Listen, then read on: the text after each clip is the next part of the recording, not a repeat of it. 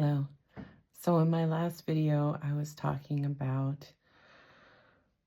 basically that intuition and inspiration speaks in statements, fear and anxiety speak in questions. And then I left off with um, ins- inspired action. Okay.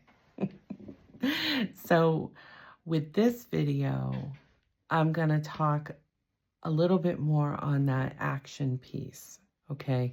But I wanted to start with basically a behavior chain, okay? A chain of events that goes behind every thought, every behavior, because thoughts can be a behavior, it's just an internal one, right? Um, they're automatic until we get mindful and make other choices. And that's basically what this video is about, is um, that step in the healing process, if you will. So a lot of, let's put it this way, a lot of it starts with noticing first, right? So noticing your patterns, making your connections. What are the associations in your brain? Because that's how the brain works, is associated channels. It's really kind of cool. However, the more you understand about the brain, the more you understand that just because you believe it doesn't make it true. It's just true for you, and therefore it has that really deep impact on the choices you make, because our belief systems basically influence our perceptions, which is the filter in which we're engaging life through. So if we perceive something, then that's going to shape the choices we make, right? And a lot of those beliefs and stuff, not like, and I've said this in the past, not every belief system needs to change, okay? What we want to do is notice as we make those connections within ourselves, and as we try and shape our life, we create goals and ways, which are just basically pathways in order to reach. I don't like to deal with destination. It's really more about the journey, which is that inspired action. Don't wait until you are what you perceive as perfect or ready in some cases to get started. However, we do have to kind of break it down into steps, which are those pathways in order to kind of work towards something. So if you know a passion of yours is to be an artist, okay, and there's so many different types of artistry, but to be an artist, okay, let's think painting. Well, there's going to be a lot of pathways to that, but the first thing you want to do is make sure you are feeding that energy, that you're actually engaging in your passion, which is art. Yeah, you may not be at a place where you're selling it yet, or whatever you're aspiring towards, but that doesn't mean we shouldn't paint until we're notoriable. How are you ever going to be at that level if you're not doing, right? So that's how a lot of that plays out. Now, as far as the behavior chain goes, usually there's some kind of stimulus in our environment. Typically it's external, but it could be internal, okay? Because sometimes it could be coming off of the previous behavior chain, right? So however I responded or reacted in that one might be a trigger, if you will, for a new chain of events. And these things can happen like that, okay? So this is why it's important to kind of practice mindfulness, because it's the more mindful you can be when engaging in these things, the more you can almost slow down time, okay? Or perceive, let's put it that way, where you can really be present and see how quickly these things play out. So there's some kind of a trigger. Then you're going to have your mind, body, spirit reactions, or not reactions, but yeah, I guess kind of reaction. just not an overt one yet. It's all internal at this point. So your mind, meaning you're going to start thinking certain things. You may feel something in your body because maybe you get into some kind of an accident, you fall, okay? Maybe your first thought when you fall is, God, I'm so clumsy, right? You just kind of hate language towards yourself versus just, oops.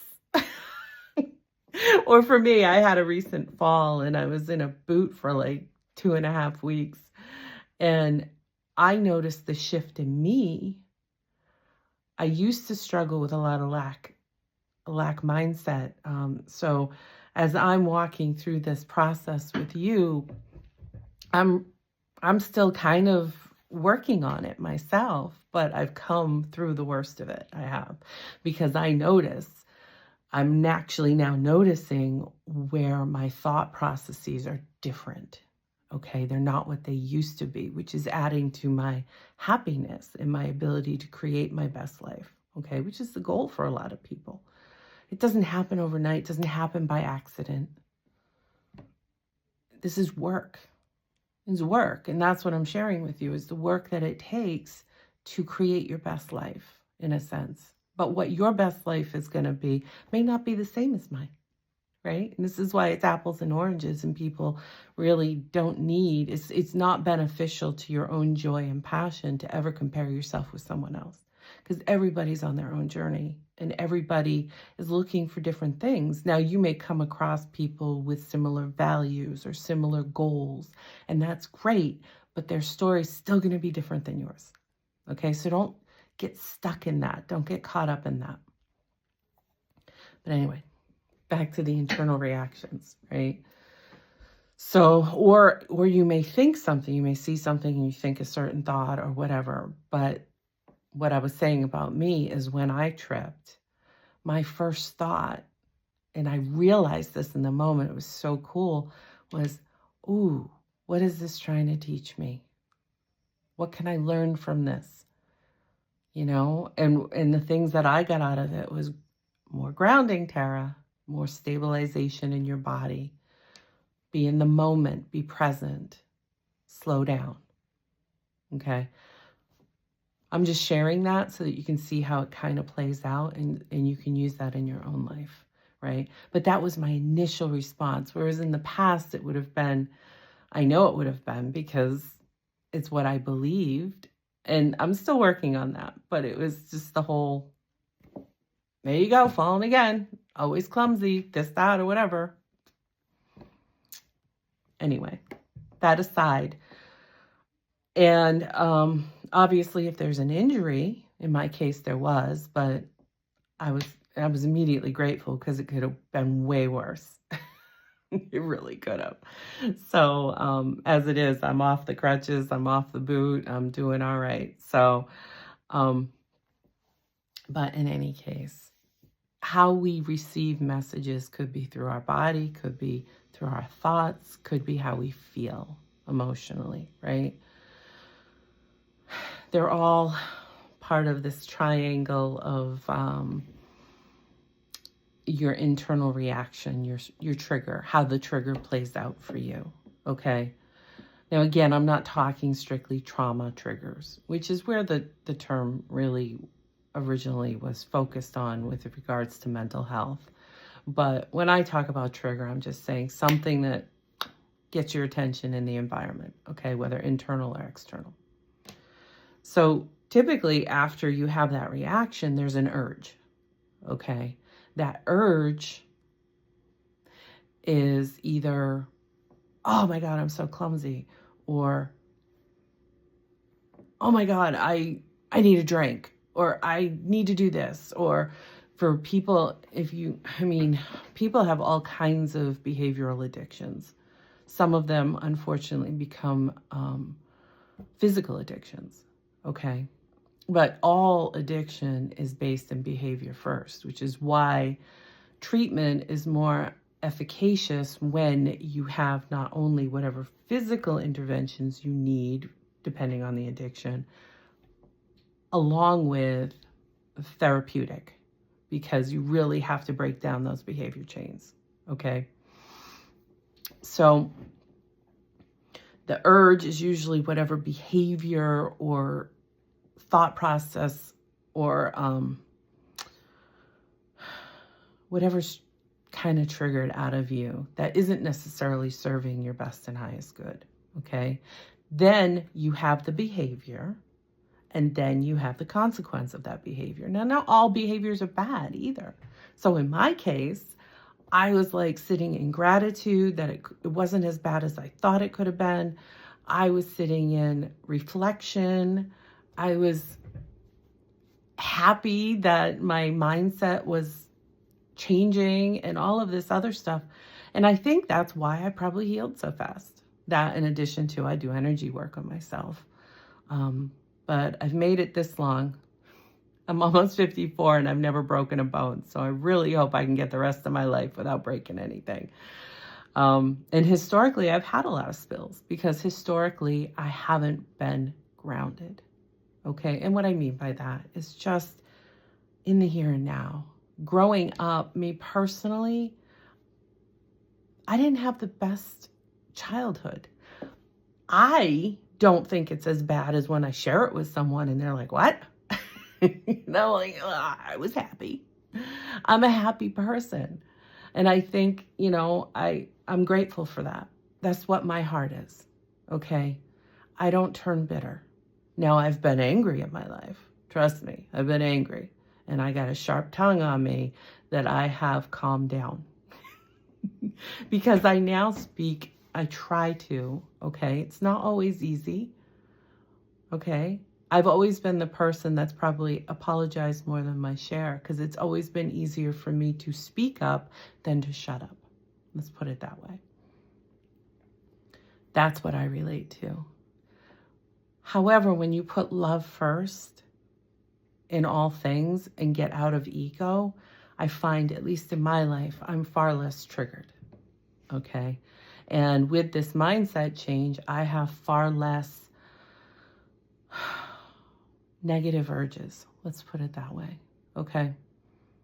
And that's just a natural progression of healing and growth. It's not a wave of magic wand and all of a sudden you're just a different person. And honestly, that wouldn't be great anyway, because usually the people that are in your life are there because they're with you for who you are. I'm not talking just romantic relationship. I'm talking in general. So if you cold turkey, all of a sudden you are like a totally different human being, that's not going to bode well. All right. Most things I have found in life aren't rushed. They're not rushed. And if you're feeling rushed, then check your alignment, because maybe you're trying to force a square peg into a round hole. Okay. But also keep in mind that first internal reaction that we experience, that's not necessarily our responsibility. Okay. That's just bringing mindfulness to a pattern or to, just acknowledge that maybe there's some unhealed aspects that need to be worked on. Because I don't know about you, but I've had, especially earlier on in my journey, when I actually started paying attention and was more mindful, and I looked at these internal reactions, these triggers, I was surprised by some of them, because I told myself a whole different story. Like, I don't care about that. That doesn't bother me. And then when I actually sat with it and realized that, whoa, I guess that does bother me on some level. So sometimes I swear we have two very different brains in our head, right? We have our aware brain, our consciousness, but really being mindful. And then you have your unconscious, subconscious, which sadly runs most of the ship, okay? So this is the importance of practicing mindfulness skills and just being present in your body and aware. Okay, aware of your surroundings, aware of what's going on internally, making your connections so that you can create your best life. If I know that certain things are really triggering for me, I don't want to avoid them, but you have to meet yourself where you're at. right? So I may not subject myself to that if I know on a particular day that I'm feeling a certain way, right? I might say, I'm going to have to take a no this time and plan for it, right? Or do like little exercises here and there where I'm subjecting myself to similar energies so that I can learn to tolerate it, right? Or that I'm healing myself so that eventually it doesn't trigger me anymore anyway. That's that behind the scenes work. And it is work. For me, it's a lot of journaling. It's a lot of workshops and sitting with myself. A lot of prayer work. It's a lot of affirmations, you name it. There's so much that I know I've done in my life, but there's so many different avenues to healing that you have to do what works for you, okay? And sometimes we don't know, but if we take inspired action, we can see what kind of resonates for us or what really is helping, okay? But ultimately, you are your own healer. You can have people that guide you. You can have people that can implant great inspiration and help with getting you started. But ultimately, what you get out of anything is up to you. The willingness to show up, the willingness to look at, be present, and sit with. Okay? But again, meet yourself where you're at. It's not all or nothing, and it's not a race. Okay? We're apples and oranges out here. Yes, we're all human. We all have our own understanding of what different emotions feel like. But even that varies from person to person. Our pain thresholds vary from person to person. It's just apples and oranges. Okay? So sit with yourself with regards to that. But we're not responsible initially for that. That we're accountable as in the sense that the work we do will help alleviate that. And if we always avoid it and never do internal work, then yeah, it'll always be there. But as far as like that initial internal reaction, that's kind of where we're starting from. So we don't have to judge ourselves because we're triggered by something, okay? However, as we learn to break this down, once you see that urge and you slow down time and you can see that urge, right? The next thing you do, you are responsible for because it's a choice. Now, initially, the progress is in just noticing it, right?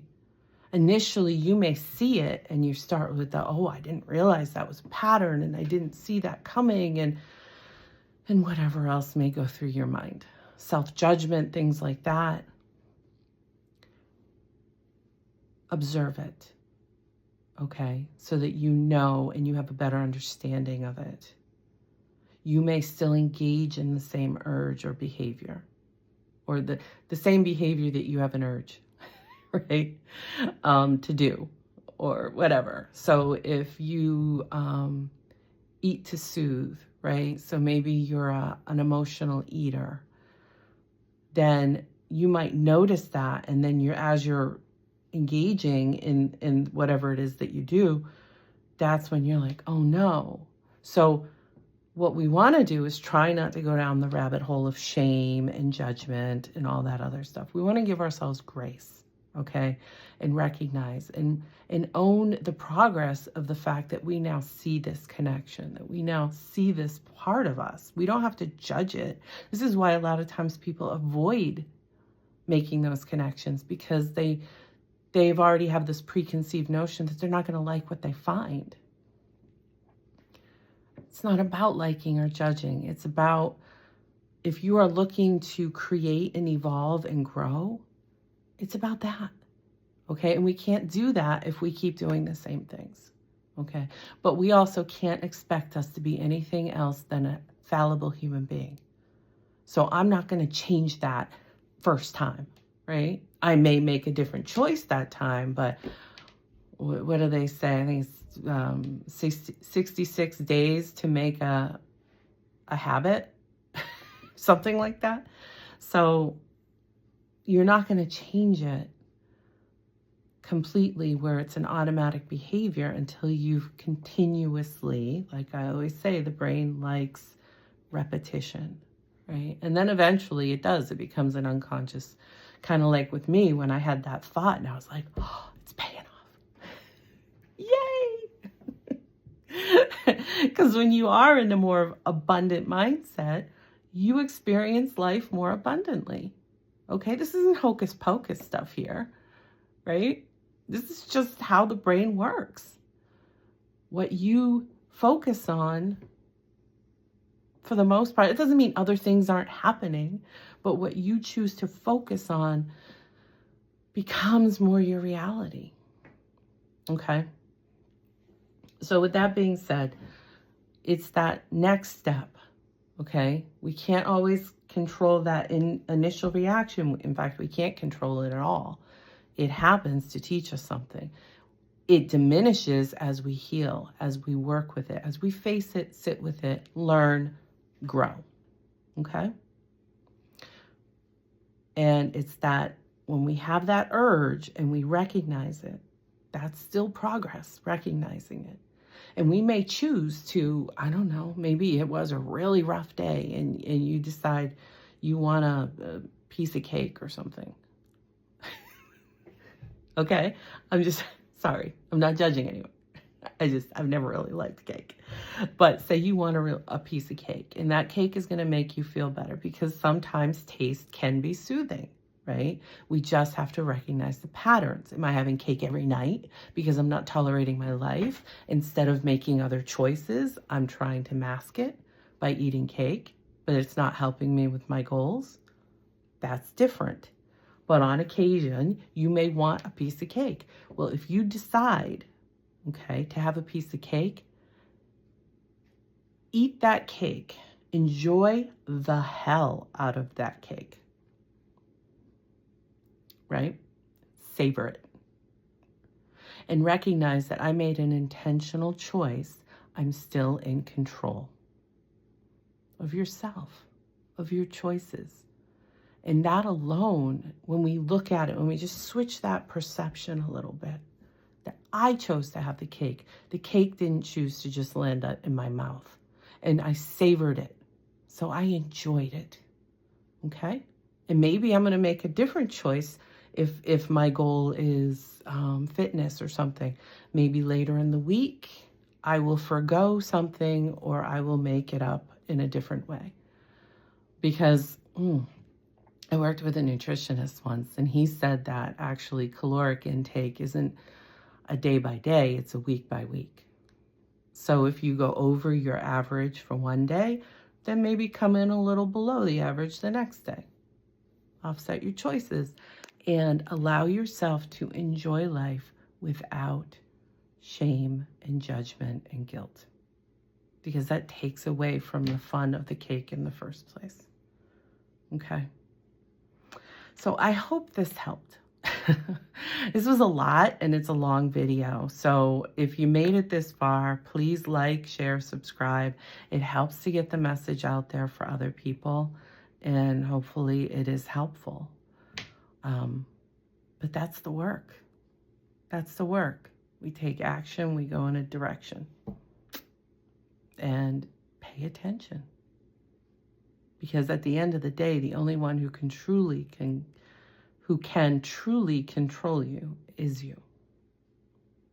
But we can't do that if we're not paying attention and we don't know what those triggers are. And we can't heal them if we don't know what they are. Okay? So again, hope that helps, and I'll talk to you again soon.